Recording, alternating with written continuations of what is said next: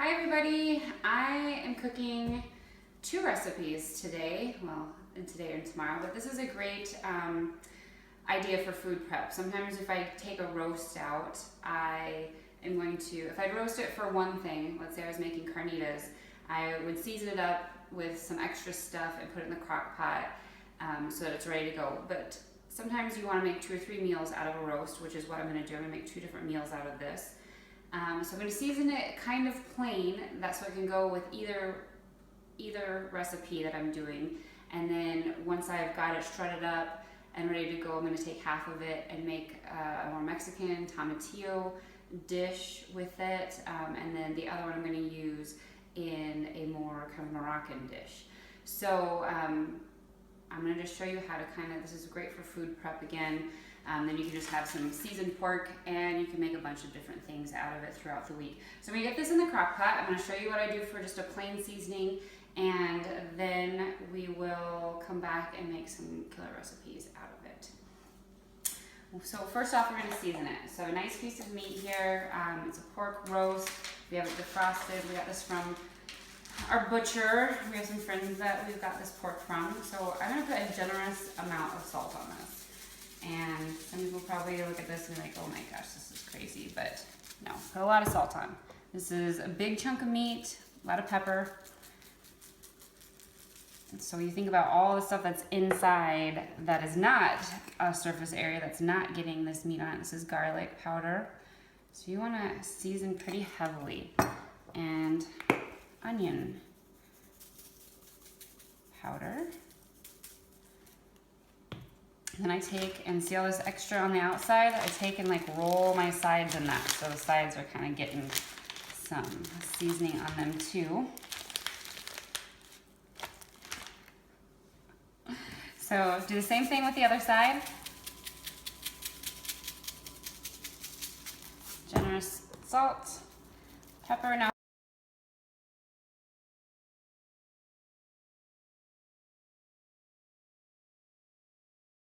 so this is our piece of meat. We're going to throw this in the crock pot. A little bit of liquid, obviously, in. This is like a braise. So I do have some leftover chicken broth from another recipe. So I'm just going to pour that along the side. Maybe like a cup, maybe a cup and a half off of it. Then I just roughly chop some onions.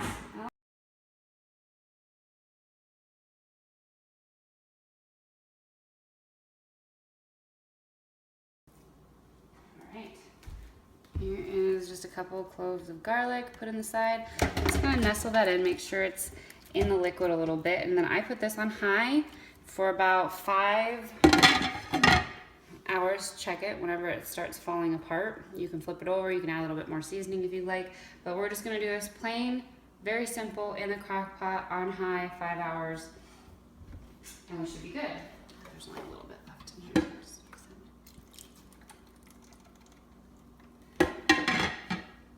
I put a pork roast in earlier today, and about 5 hours later it is ready to go. You can see that it is falling off the bone here. You don't have to use bone in, that just happens to be the one that we have. You can save the bone and make a stock out of these. So what I'm going to do is I'll shred this up. I'll pull a little bit of the fat off, shred it up, and leave it in the juice for another half hour while the rest of the stuff is going. And then we're going to split this into, you could go to the refrigerator now and cook with it later or eat it as is, but I'm going to split it into 2 different, split it in half, and we're going to do this for 2 different recipes.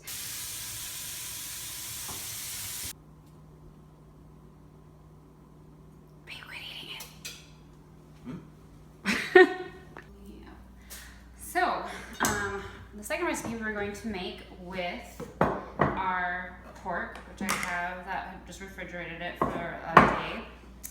This is going to be a kind of a Mexican dish. We're going to use some of the sweet potatoes that we grew, and we have tomatillos still growing. So I'm going to make a quick tomatillo salsa.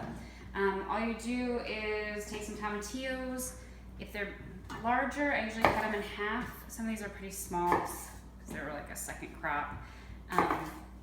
So we're just gonna toss those on there and roughly chop up, I'd say like a quarter of an onion. I'm gonna put like that much on here. Break it up and turn your broiler on. You're gonna broil it on high. And then I usually add, we're just gonna blend this also. Nothing pretty, everything is just roughly chopped. And try to put your hair in there.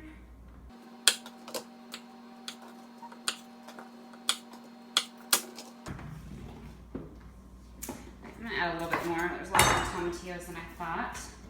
Another clove of garlic. So you're just gonna drizzle with olive oil and then kind of rub it around.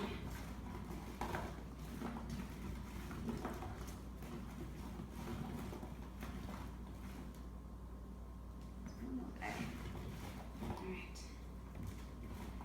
And so just as long as everything's kind of coated, nothing too heavy.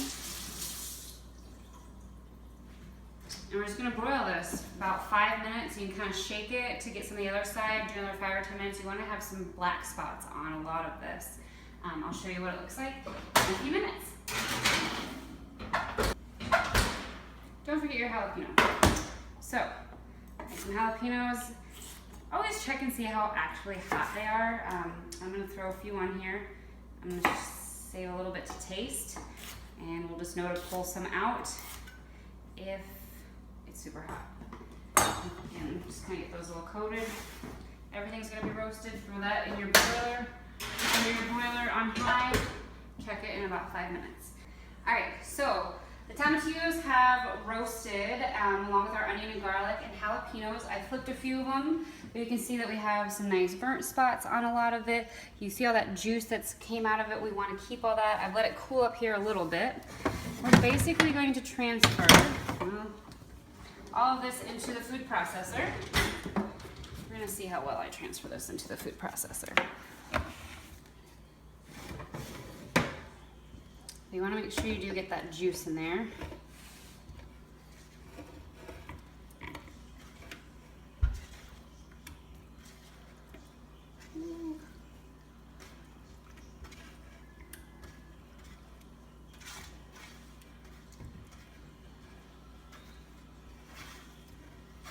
Oh yeah. All right, so then I'm gonna add 1 clove of fresh garlic and just a handful of cilantro. And we are just going to fry that for a second.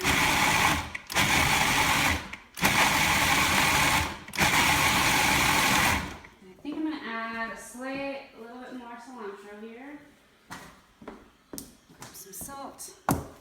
And if you have lime, throw lime. I have a little bit of lemon. I do not have lime right now. So we're just gonna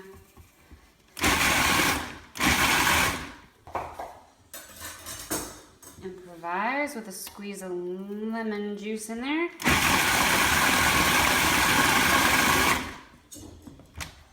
All right, we got a whole leaf still. And we're just gonna take a little sample. That's pretty good. So tomatillos have a little like gelatin almost in them. It's not really what it is, but it gels a little bit. So this is gonna be a little bit thicker. It freezes a little thicker than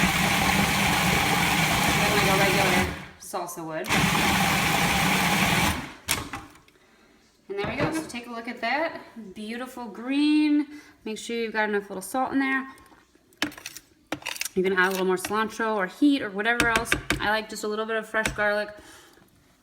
Maybe just a little bit of some fresh red onion. Again, just to kind of bring out some vibrancy. And that is it. So, oh, that's good. Ooh, that's spicy. You can cut it with a little more cilantro if it's a little too hot. So now what we're gonna do is we have this wonderful pork roast that we cooked in the crock pot. So I'm just gonna start heating some of it up, and there is a little fat in it, you can see that. So you can use it or try and keep a little bit of that out of there. But the fat will, and there's some broth in it too. It's gonna add some liquid to this as it's heating up, and we're also gonna add some of that salsa, and it's just gonna kind of absorb those flavors and mix in with it.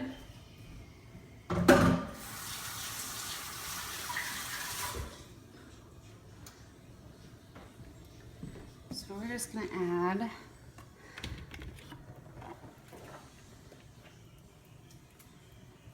big scoop of that, and as it all heats up, it'll meld together.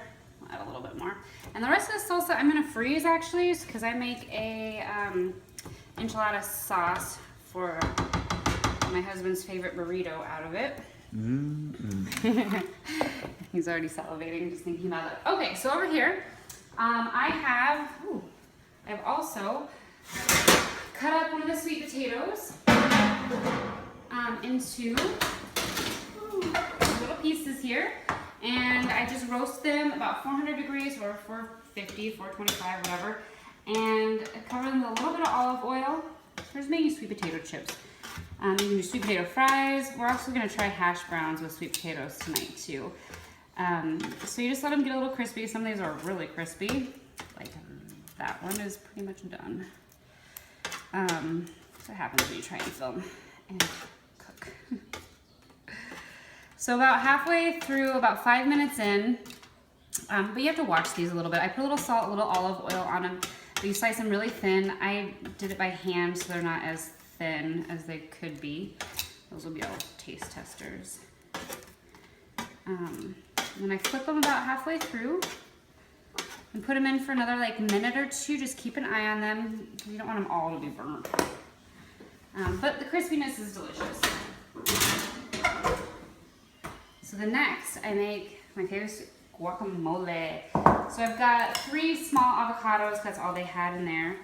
I have some red onion that I dice pretty fine.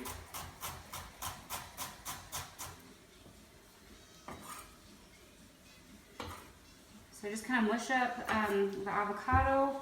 I have part of a jalapeno here. We're gonna, the tomatillo sauce is pretty hot, so we're gonna add a little now and we'll see if we need the rest of it.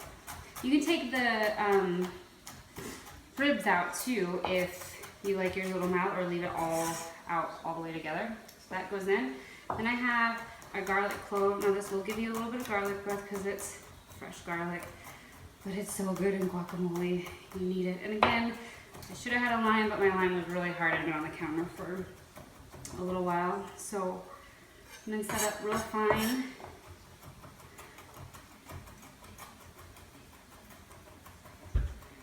And get about half that in there, and then we'll adjust as needed. And give a little lime juice. And I'm going to check on this.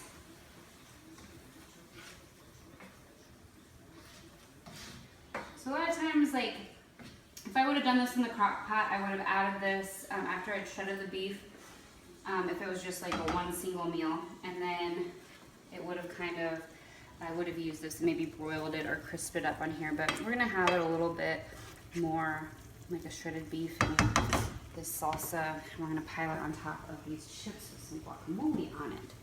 So just kind of watch that, make sure everything's heated up. We're gonna add a little salt in here, and then we start mixing and tasting.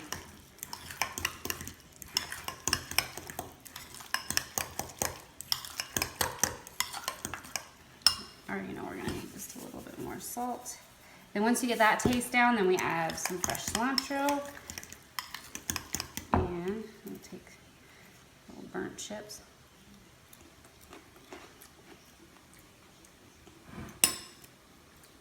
Well, that's pretty good. A little bit of that. A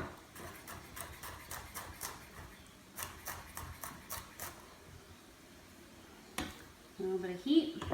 Tiny bit more salt. And then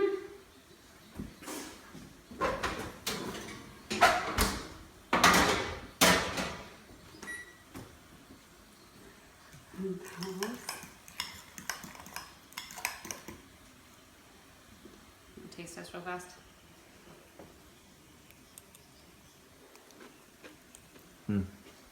Fantastic. Okay. So we're ready. Yeah, that's good. All right. So I usually just take a few sprigs of this. I use most of the stems. The stems have a ton of flavor in it. A lot of people pick the leaves off. Whatever you like, but the stems have a ton of flavor.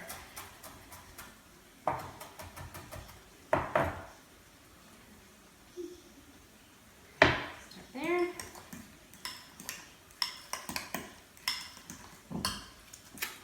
I'm cut in a second.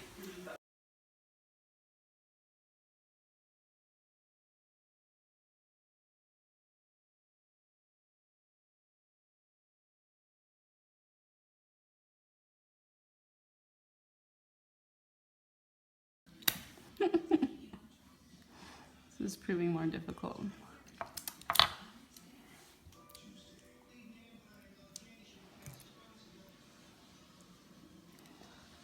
All right, so we're just gonna make these adorable snack stackers, which are probably gonna be really, really sloppy to eat. I was gonna actually eat them with a fork, but I'm gonna just attempt this, okay?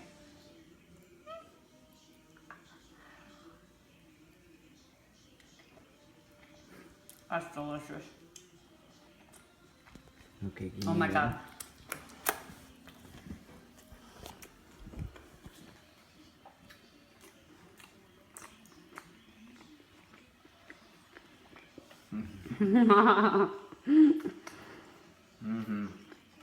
We need more. That